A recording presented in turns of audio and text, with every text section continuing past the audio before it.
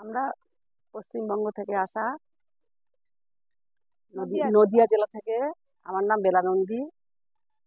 আমি mid day মিলের সম্পর্কে কিছু বলছি। আমাদের যে মিড ডে মিলের প্রায় 5,000 মহিলা নদিয়াতে কাজ করে। এদের যে মানে সারাদিন যে খেটে 24 ঘন্টা খাটনি হয়, এদের হিসেব মতন এরা মাসে বেতন পায় 1,500 টাকা। আমরা জরিনা ক্রসিংয়ে আন্দোলন করে 500 টাকা বাড়িয়েছি। এবার এটা দিয়ে তো মানে প্রত্যেক মাসে হাত খরচের পয়সা হয়, সংসার চলে না।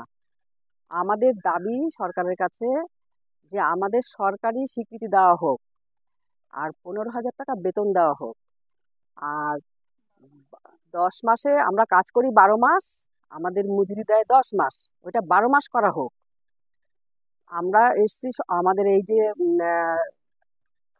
আমরা যে এটিকে ইয়েতে এসছি, সম্মেলনে এসছি, আমাদের এখানে এটাই দাবি যে আমাদের 10 মাসের এটা 12 মাস করা হোক, আর 15,000 টাকা বেতন দেওয়া হোক, আর সরকারি স্বীকৃতি দেওয়া হোক।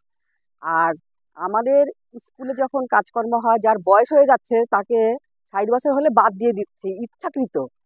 এবার যে মহিলা 25 বছর কাজ করে আসছে 1,500 টাকা 2,000 টাকায়, কোনো রকম তাই দিয়ে সে রুটি রুজির ব্যবস্থা করে। এখন যদি তাকে তাড়িয়ে দেয়, সে তো অবসরপ্রাপ্ত বসে গেছে, তার কোনো পেনশনের ব্যবস্থা নেই। আমরা চাইছি তাকে কিছু এককালীন টাকা দেওয়া হোক, নতুবা পেনশন দেওয়া হোক। এই দাবিতে আমরা এখানে এসেছি, আমরা এটাই চাইছি, এটাই বলা। আমি আর বলবো না। থাক, থাক।